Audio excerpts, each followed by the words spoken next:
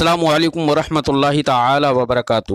مرکز اہل سنت جامعہ رضویہ منظر اسلام کے یوٹیوب چینل ہم سبق درس نظامی میں آپ کا خیر مقدم ہے۔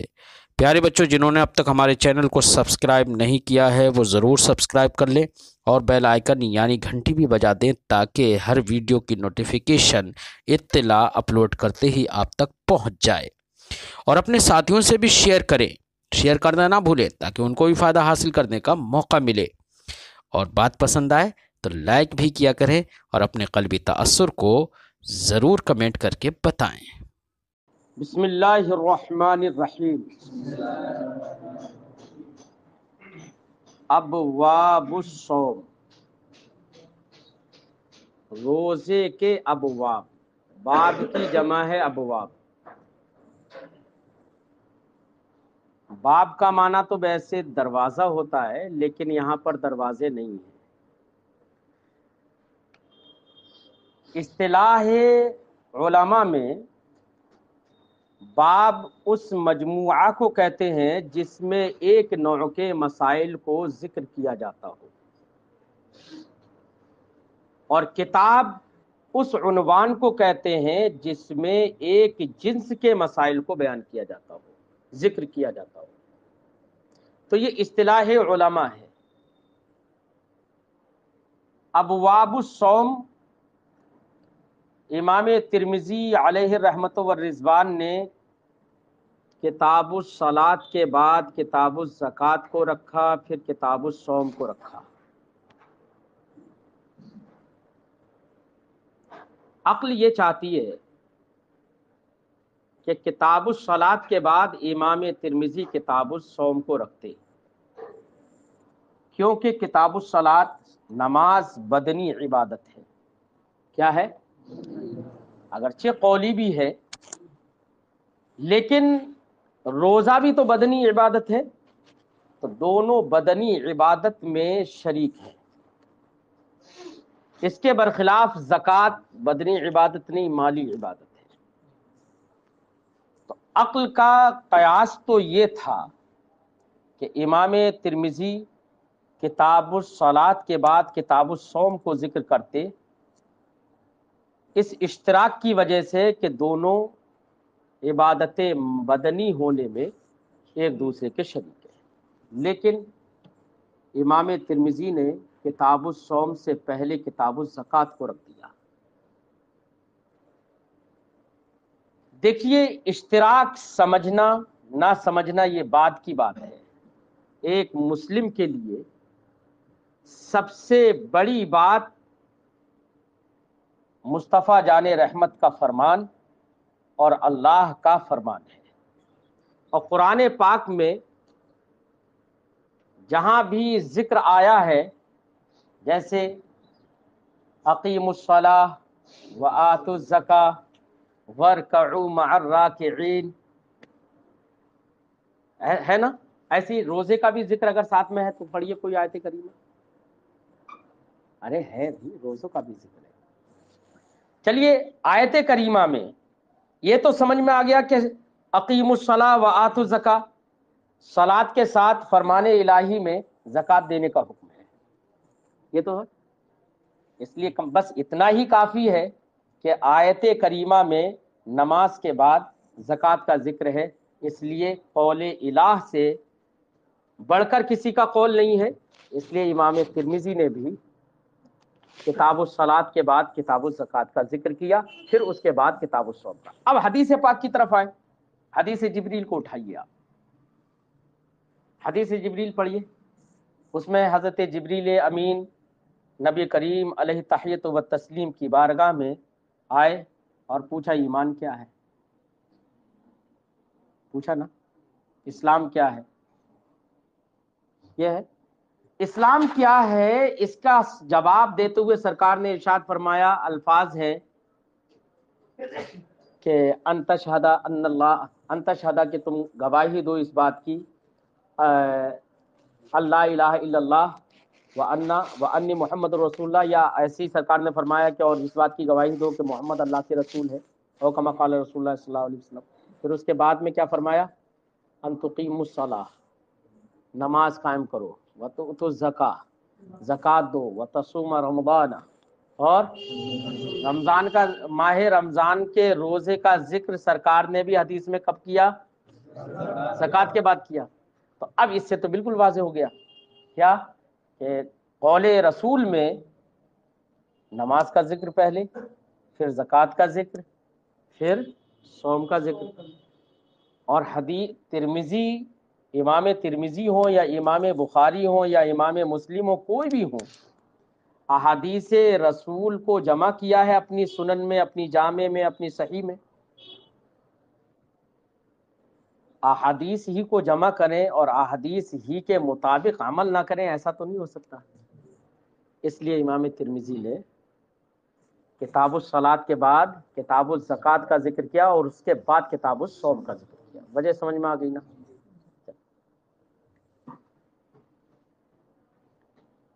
ابواب کہاں ہے؟ قال ابو عیسی، نہیں، ابواب الصوم عن رسول اللہ صلی اللہ علیہ وسلم، روزے کے ابواب، وہ ابواب، اور ابواب میں احادیث کا ذکر ہوگا۔ تو گویا کہ یہ کہو کہ روزے کے تعلق سے نبی کریم صلی اللہ علیہ وسلم سے جو روایتیں آئی ہیں، مروی ہیں، ابواب الصوم میں ان کا ذکر ہوگا۔ ابواب الصوم عن رسول اللہ صلی اللہ علیہ وسلم، صوم کے بیانات، روزے کے بیانات، وہ روزہ جس کے تعلق سے نبی کریم صلی اللہ علیہ وسلم سے احادیث مروی ہے۔ تو سرکار دو عالم صلی اللہ علیہ وسلم سے روزے سے متعلق جو احادیث وارد ہیں یا مروی ہیں، وہ امام ترمذی یہاں پر ذکر کریں گے۔ بہرحال پڑھنا تو ہے، روزانہ پڑھنا ہے انشاءاللہ۔ اب امام ترمذی ویسے ہی باب باندھیں گے، گویا کہ ابواب الصوم ایک عنوان کے درجے میں تھا، اب ہر بات کو صوم سے متعلق، مثلا صوم کی فرضیت سے متعلق، صوم کی فضیلت سے متعلق، ماہ رمضان کے روزے فرض ہیں تو ماہ رمضان کی فضیلت سے متعلق، ہر ایک کا الگ الگ، ہر ایک نوع کا الگ الگ باب باندھتے چلے جائیں گے۔ اور امام ترمذی علیہ رحمت و رضوان کیا کیا کریں گے سب آپ پڑھیں گے۔ ان کی حدیث میں، ان کی کتابوں میں، بالخصوص جامع صحیح سنن ترمذی میں بالخصوص آپ دیکھیں گے کہ امام ترمذی کی وہ سب خصوصیات ہیں، وہ سارے امتیازات ہیں جن امتیازات کی بنا پر امام ترمذی دیگر محدثین سے ممتاز ہوتے ہیں۔ مثلا مان لیجئے امام بخاری کو اٹھائیے، بخاری آپ پڑھیں گے تو بخاری شریف میں آپ کہیں نہیں دیکھیں گے کہ امام بخاری نے 2 حدیثیں ذکر کی ہوں اور امام بخاری نے یہ کہا ہو کہ اس حدیث پر ہمارے ائمہ کا عمل ہے، کہیں نہیں دیکھیں گے۔ بلکہ یہ تو صراحت تو بہت دور کی بات، امام بخاری تو یہ بھی نہیں بتاتے کہ میں نے عنوان باب جو باندھا ہے حدیث اس کے مطابق کیسے ہے، ترجمۃ الباب سے مناسبت بھی معلوم نہیں ہو پاتی ہے۔ قوم کے اوپر امام ترمذی نے غور و فکر کرنے کے لیے یہ ذمہ داری ڈالی کہ وہ سمجھے کہ ہم نے ترجمۃ الباب میں جو عنوان باب قائم کیا، حدیث اس کے تحت ہم اگر ذکر کر رہے ہیں تو وہ کس وجہ سے ذکر کر رہے ہیں، یہ سمجھنے کی ذمہ داری پڑھنے پڑھانے والوں کی ہے۔ امام بخاری نے تو لکھا ہے، تو یہ بہت بڑی بات ہے۔ تو وہاں پر تو صراحت ملتی نہیں ہے، بڑا اجمال ہے بخاری میں، لیکن امام ترمذی بھی امام بخاری کے شاگرد ہیں، یاد رکھنا۔ لیکن کون سے شاگرد ہیں بیٹا؟ شاگرد تو بے شمار ہوتے ہیں۔ آپ کتنے لوگ ہیں ماشاءاللہ اس جماعت میں؟ 50-60 لوگ ہیں۔ اس 50-60 لوگوں میں سب شاگرد ہیں، ہر استاد کے شاگرد ہیں، لیکن کچھ شاگرد وہ بھی ہوتے ہیں نا کہ استاد ان پہ فخر کرتا ہے، کیا؟ ہاں، ایسے شاگردوں میں اگر دیکھا جائے تو امام بخاری کتنے بڑے محدث، لیکن ان کے الفاظ امام بخاری نے، جیسے کہ تہذیب التہذیب میں مروی ہے کہ امام بخاری کے الفاظ نقل کیے گئے۔ امام بخاری علیہ رحمت و رضوان نے امام ترمذی کے لیے، جب امام ترمذی علم و فن حاصل کرنے کے بعد اپنے گھر کے لیے جب روانہ ہوئے، جب امام بخاری کے پاس سے اپنے دیار کے لیے جب روانہ ہوئے، تو امام بخاری کے الفاظ تھے استفدت من کا اکثر مما استفدت منی۔ امام بخاری نے کہا امام ترمذی سے کہ اے ابو عیسیٰ، تم نے جتنا مجھ سے استفادہ کیا ہے اس سے کہیں زیادہ میں نے تم سے استفادہ کیا ہے۔ استاذ یہ کہہ رہے ہیں، تو آپ امام ترمذی کی حیثیت اور عظمت سمجھ سکتے ہیں کہ امام بخاری جیسے بڑے محدث امام ترمذی کے لیے یہ کہہ رہے ہیں، جبکہ شاگرد ہیں۔ کچھ شاگرد وہ ہوتے ہیں جن پر اساتذہ کو فخر ہوتا ہے نا؟ امام ترمذی بھی انہی شاگردوں میں سے ہیں۔ یہ جامع ترمذی پڑھنے کے بعد آپ کو لگے گا کہ واقعی امام ترمذی نے ایسے کارنامے انجام دیے جو دیگر محدثین کی کتابوں میں نہیں مل پاتے، ملتے ہیں لیکن اپنے دماغ کو غور و فکر پہ مجبور کرنا پڑے گا، کہ سوچنا پڑے گا کہ کیوں لکھا ہے۔ جیسے آپ بخاری پڑھیے، یاد رکھیے امام بخاری کی صحیح بخاری کو تمام تر علماء نے سوائے چند اہل مغاربہ اور کچھ علماء کے اکثر نے، جمہور نے کہا ہے اصح الکتب بعد کتاب اللہ صحیح البخاری، کتاب اللہ کے بعد سب سے صحیح تر کتاب صحیح بخاری ہے۔ اس پر ہمارے جمہور ائمہ کا اتفاق ہے، سوائے چند ائمہ کے، چند علماء کے، اہل مغاربہ کے، انہوں نے مسلم کو ترجیح دی۔ اور یاد رکھیے امام مسلم بھی امام بخاری کے شاگرد ہیں۔ کیا یہاں پر تو علم حاصل کرنے کا یہ ذوق تھا، یہ جذبہ تھا کہ امام ترمذی نے امام بخاری سے بھی علم حاصل کیا ہے، اور کتنے اساتذہ بخاری ایسے ہیں جن سے براہ راست امام ترمذی نے جا کر علم حاصل کیا۔ تو کچھ اساتذہ ایسے بھی ہیں، یہ بالکل ایسے ہی ہے کہ آپ لوگ مجھ سے پڑھ رہے ہیں اور مجھ سے پڑھنے کے ساتھ ساتھ میرے استاد سے بھی پڑھ رہے ہیں، ہے نہیں؟ کبھی کبھی مولانا طیب صاحب سے آپ پڑھ رہے ہیں، مولانا ابراہیم صاحب سے پڑھ رہے ہیں، مفتی قمر صاحب سے پڑھ رہے ہیں، انہوں نے مجھ سے بھی پڑھا ہے اور آپ بھی مجھ سے پڑھ رہے ہیں، میں نے پرنسپل صاحب سے بھی پڑھا ہے، آپ بھی پرنسپل صاحب سے پڑھ رہے ہیں۔ یہاں پر تو استاد بھی ہیں، استاد کے باپ بھی ہیں، استاد کے دادا بھی ہیں ہے نا؟ سبھی ہے۔ بالکل ایسا ہی تھا، امام ترمذی نے امام بخاری سے بھی پڑھا ہے، اور امام ترمذی نے امام بخاری کے بے شمار اساتذہ سے بھی پڑھا ہے۔ میں یہاں پر ایک بات اور کہوں، پڑھنا تو روزانہ ہی ہے لیکن پہلے دن تو کچھ الگ باتیں کر دیتا ہوں۔ امام ترمذی علیہ رحمت و رضوان کی صحیح ترمذی جو ہے، اس میں امام ترمذی نے کچھ الگ ہی اسلوب اور طرز اپنایا، جس کی بنا پر میں نے ابھی بتایا تھا کہ جمہور ائمہ کا کہنا تو یہی ہے کہ صحیح بخاری کتاب اللہ کے بعد سب سے صحیح تر کتاب ہے، اجماع ہے ائمہ کا، لیکن کچھ لوگوں نے جودت طرز، عمدگی اسلوب کی بنا پر امام مسلم کی صحیح مسلم کو صحیح بخاری پر ترجیح دی۔ آپ مسلم پڑھیں گے تو دیکھیے ترجمۃ الباب کی پریشانی بخاری میں ہے، امام بخاری باب باندھتے ہیں، کبھی کبھی تو ایسا بھی ہوتا ہے باب باندھتے ہیں بابن فی قضا، اور حدیث ایک ذکر نہیں کرتے، بس بابن فی قضا کہہ کے آگے بڑھ گئے، پھر دوسرا باب باندھ دیا۔ اب آپ بتاؤ کہ باب تو باندھا، حدیث کوئی ذکر نہیں کی۔ کبھی اور اکثر و بیشتر ایسا ہوتا ہے باب باندھتے ہیں، مثلا باب باندھا ابتدائے وحی کے سلسلے میں، کیف بابن کیف کان بدء الوحی الی رسول اللہ صلی اللہ علیہ وسلم، باب باندھ دیا۔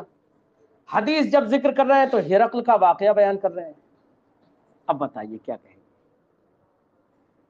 عنوان باب سے کیسے مناسبت ہے، کیسے مطابقت ہے، یہ پڑھنے والے کی ذمہ داری ہے سمجھے اسے، اور پڑھانے والے کی ذمہ داری ہے کہ وہ سمجھائے۔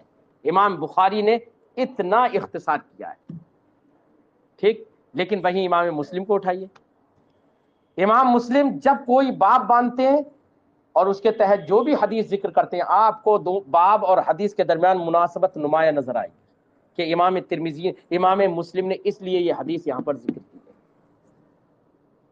بالکل نمایاں نظر آئے گی۔ لیکن اس کے بعد اسی طرز کی بنا پر کہ امام مسلم کے بیان میں ساری مناسبتیں ظاہر ہوتی ہیں، طالب علم آسانی سے سمجھ جاتا ہے کہ کیوں حدیث یہاں پر ذکر کی گئی اور اس حدیث سے کیا مقصد ہے، کس چیز کا استنباط کرنا مقصود ہے، طالب علم کے لیے بہت آسان ہے۔ اس لیے بخاری کو سمجھنا آسان نہیں ہے، مسلم کو سمجھنا بہت آسان ہے، بخاری کے مقابل، یاد رکھیے۔ اسی لیے ایک مناظر صاحب بار بار پڑھتے ہیں کہ اگر بخاری پڑھنا ہے تو عشق رسول کے ساتھ پڑھیے، اگر عشق رسول نہیں ہے تو بخار تو آ سکتا ہے، بخاری نہیں آئے گی، ہے نا؟ جو عشق نبی چھوڑ کر پڑھتے ہیں بخاری، آتا ہے بخار ان کو نہیں آتی بخاری۔ تو وہاں پر بڑی سوجھ بوجھ عشق رسول کی ضرورت ہے، بہت دانش مندی کی ضرورت ہے، تدبر و تفکر کی ضرورت ہے بخاری پڑھنے کے لیے۔ مسلم میں اتنی ضرورت نہیں ہے کیونکہ وہاں پر ساری بات نمایاں ہے، ٹھیک۔ لیکن مسلم میں بھی یہ بات معلوم نہیں ہو پاتی ہے کہ جو حدیث ہم نے پڑھی ہے جس سے ہم مسئلے کا استنباط کر رہے ہیں، یہ حدیث صحیح ہے، حسن ہے، ضعیف ہے، منکر ہے، اس میں راوی مدلس ہے، کیا ہے، تدلیس ہے یا نہیں ہے، لائق احتجاج ہے یا نہیں ہے، کن علماء نے اس پر عمل کیا ہے، کس نے نہیں کیا ہے، یہ مسلم میں بھی نہیں پتہ چلتا ہے۔ ترمذی میں آپ کو یہ بھی معلوم ہوگا کہ یہ حدیث حسن ہے، یا حدیث صحیح ہے، حدیث غریب ہے، یا حدیث عزیز ہے، مشہور ہے، مستفیض ہے، کیا ہے، مرفوع ہے، مقطوع ہے، منقطع ہے، کیا ہے۔ اس کے اصطلاحات کی طرف بھی امام ترمذی اشارہ کرتے ہیں، کہتے ہیں یہ حدیث ایسی ہے۔ اور اگر کوئی حدیث ضعیف ہے تو اس میں ضعف کیوں آیا، کس راوی کی وجہ سے ضعف آیا، اس راوی کا بھی ذکر کرتے ہیں کہ اس سند میں یہ راوی ضعیف ہے، اس لیے یہ حدیث ضعیف ہے۔ بتائیے استفادہ میں بڑھ گئی نا، طالب علم کو استفادہ زیادہ ہوگا نا اس سے، ہے۔ اس لیے اکثر تو نہیں کہہ سکتا، لیکن ہاں کچھ ائمہ نے ضرور یہ کہا ہے کہ استفادے کے لحاظ سے اگر دیکھا جائے تو صحیح سنن ترمذی سے بڑھ کر کوئی کتاب نہیں، استفادہ کے لحاظ سے اگر دیکھا جائے، سمجھے نا؟ تو اس لیے صحیح ترمذی کو، جامع ترمذی کو، وہ جامع ترمذی کو صحیح نہیں، جامع ترمذی یا سنن ترمذی کو اگر پڑھنا ہے تو یہ سب باتیں ذہن میں رکھنا ہے۔ حدیث کہیں پر یہ کہیں گے حدیث حسن ہے یہ، اور کہیں اتفاق ایسا ہوتا ہے کہ امام ترمذی کبھی کبھی تو یہ بھی کہہ دیتے ہیں کہ یہ حدیث صحیح بھی ہے، حسن بھی ہے، غریب بھی ہے، ضعیف بھی ہے۔ اب کیا کریں گے؟ یہ کب کہتے ہیں؟ صحیح بھی کہتے ہیں، حسن بھی کہتے ہیں، ایک ہی حدیث صحیح بھی ہے، حسن بھی ہے۔ اس کا مطلب یہ ہوتا ہے بیٹا، جہاں پر امام ترمذی ایسے متعدد اوصاف ذکر کریں ایک حدیث کے اور ان میں تعارض ہو، ان میں تضاد ہو کہ صحیح ہے تو حسن کیسے ہو گئی، حسن ہے تو صحیح کیسے ہو گئی، تو اس کی وجہ یہ ہے کہ اس سے اشارہ امام ترمذی کا اس بات کی طرف ہوتا ہے کہ اس حدیث کی سندیں مختلف ہیں۔ کسی سند سے اسی حدیث کو اگر دیکھا جائے تو یہی حدیث اس والی سند سے صحیح ہے، جبکہ دوسری سند سے یہی حدیث حسن ہے، کسی تیسری سند سے یہی حدیث ضعیف ہو گئی کہ وہ اس سند میں کوئی راوی ضعیف آ گیا۔ تو مطلب یہ نہیں ہوتا کہ ایک ہی سند سے وہ صحیح بھی ہے، حسن بھی ہے اور ضعیف بھی ہے، نہیں، اشارہ کرنا مقصد ہوتا ہے کہ حدیث کی سندیں مختلف ہیں، ٹھیک ہے۔ تو ان سب چیزوں پر دھیان رکھیے۔ امام ترمذی علیہ رحمت و رضوان کی ایک خصوصیت اور بتاؤں، بخاری آپ پڑھیں گے یا مسلم پڑھیں، تو اس میں آپ کو نہیں پتا چلے گا کہ اس حدیث پر کسی عالم دین کا کسی مجتہد کا عمل ہے یا نہیں ہے۔ امام بخاری نے بے شمار ایسی احادیث ذکر کی ہیں کہ جو معمول بہا نہیں ہے، ایسے ہی امام مسلم نے بھی بے شمار احادیث ذکر کی جن پر عمل نہیں ہوتا ہے، لیکن امام ترمذی نے اس بات کا التزام کیا ہے کہ انہوں نے سنن ترمذی میں انہی احادیث کا ذکر کیا ہے، انہی کو جمع کیا ہے جو معمول بہا ہے، پورے طور سے معمول بہا ہے۔ بلکہ محدثین نے یہ تک کہا کہ امام ترمذی نے تمام تر احادیث معمول بہا ذکر کی سوائے دو حدیثوں کے، دو حدیثیں معمول بہا ذکر نہیں کی۔ کون سی دو حدیثیں؟ فی الحال میرے ذہن میں ایک حدیث آ رہی ہے، ہو سکتا ہے دوسری بھی آ جائے، دعا بھی کریے گا۔ حدیث میں ہے، وہ آپ نے موطا امام محمد میں بھی حدیث پڑھی ہوگی اور دیگر کتب میں کہیں نہ کہیں پڑھا ہوگا، وہ مشہور حدیث ہے۔ نبی کریم صلی اللہ علیہ وسلم مدینہ منورہ میں جلوہ گر تھے، نہ کوئی سفر، نہ کوئی خوف، کچھ نہیں۔ اس کے باوجود روایت میں ہے، حضرت انس بن مالک رضی اللہ تعالیٰ عنہ سے غالباً روایت ہے یہ، کہ انہوں نے فرمایا کہ میں نے دیکھا رسول اللہ صلی اللہ علیہ وسلم نے ظہر اور عصر کو جمع کر کے پڑھا، پھر مغرب و عشاء کو جمع کر کے پڑھا۔ کیا؟ مغرب و عشاء کو؟ تو محدثین نے فرمایا کہ یہ حدیث جو امام ترمذی نے اس کو ذکر کیا ہے نماز کے بیان میں، محدثین نے فرمایا کہ یہ حدیث ایسی انہوں نے ذکر کر دی جو معمول بہا نہیں ہے، اس پر عمل نہیں ہے، اس پر۔ اب ایک بات میں یہاں پر دھیان سے سنیے گا میری بات، محدثین کہتے ہیں یہ معمول بہا نہیں ہے، محدثین تو یہ کہتے ہیں معمول بہا نہیں ہے، تو اس کا مطلب ائمہ مجتہدین میں سے کسی نے اس پر عمل نہیں کیا، یہ تو مطلب ہے نا۔ لیکن دور حاضر کے غیر مقلدین عمل کر رہے ہیں۔ اس سے پتہ چلا، محدثین کے اس قول سے پتہ چلا کہ جب یہ معمول بہا نہیں ہے اور دور حاضر کے غیر مقلد اسی پر عمل کر رہے ہیں تو ان کے عمل کا کوئی اعتبار نہیں۔ ایک بات تو یہ بھی سمجھ میں آ گئی نا، ساتھ ہی ساتھ میں جو بات بتانا چاہ رہا ہوں وہ یہ، محدثین نے کہا یہ معمول بہا حدیث نہیں ہے، لیکن ہمارے کچھ ائمہ احناف اور وہ محدثین جن کا تعلق مذہب حنفی سے ہے، انہوں نے کہا کہ یہ حدیث بھی معمول بہا ہے۔ کیوں؟ اور کہا کہ یہ حدیث معمول بہا اس وجہ سے ہے، اگرچہ اس کی یہ جو جمع بین الصلاتین ہے نا، جمع بین الصلاتین اگرچہ حقیقتاً نہیں ہے، لیکن اس کو محمول کیا جائے گا جمع سوری پر محمول کیا جائے گا، جمع حقیقی پر محمول نہیں کیا جائے گا۔ اور جمع سوری یہ ہے کہ ظہر کو مؤخر کر کے پڑھا، یہاں تک کہ سلام پھیرنے کے بعد جلدی ہی عصر کا وقت شروع ہو گیا، فوراً اول وقت میں عصر کی نماز پڑھی، تو اب یہ جمع سوری پر جب ہم نے حدیث کو محمول کر لیا تو اس پر عمل ہے یا نہیں ہے بتائیں؟ ہمارے محدثین نے کہا کہ جس کو محدثین نے یہ کہا ہے کہ امام ترمذی نے اس حدیث کو ذکر کیا ہے اور وہ معمول بہا نہیں ہے، محدثین نے ہمارے فرمایا یہ بھی معمول بہا ہے، یہ بھی معمول بہا۔ تو خلاصہ گفتگو یہ ہے کہ امام ترمذی نے سنن ترمذی میں انہی احادیث کو ذکر کیا ہے جو معمول بہا ہے، اور ذکر بھی کر دیتے ہیں کہ اس حدیث پر فلاں نے عمل کیا ہے۔ جہاں پر امام ترمذی یہ کہے کہ وعلیہ عامۃ العلماء، اس سے اشارہ امام ترمذی کا ہوتا ہے اجماع اور اتفاق کی طرف، کہ تمام کا عمل اس پر ہے، تمام کا اتفاق ہے۔ اور جہاں اختلاف ہوتا ہے وہاں پر کہتے ہیں کہ اس حدیث پر ابو حنیفہ اس کی طرف گئے ہیں، کہیں کہتے ہیں کہ اس کی طرف امام شافعی گئے ہیں، کہیں کہتے ہیں اکثر شوافی اس کی طرف گئے، تو جس کا جو قول ہوتا ہے اس کو بیان کر دیتے ہیں۔ تو یہ تو بالکل واضح بات ہو گئی نا، تو استفادہ کے لحاظ سے سنن ترمذی سے بہتر کوئی دوسری کتاب نہیں، سمجھے نہیں؟ قدر و منزلت ہر کتاب کی اپنی اپنی جگہ پر، لیکن طلبہ اور پڑھنے والوں کے لیے استفادہ ایک الگ چیز ہے، اس لحاظ سے ہمارے علماء نے فرمایا سنن ترمذی سے بہتر کوئی دوسری کتاب استفادہ کے لحاظ سے۔ ٹھیک ہے، مزید خصوصیات کیا ہیں، امتیازات کیا ہیں، ابھی تو بہت کچھ بیان کیا جا سکتا ہے، لیکن گھنٹی شاید ختم ہو چکی ہے نا؟ کل پڑھتے ہیں۔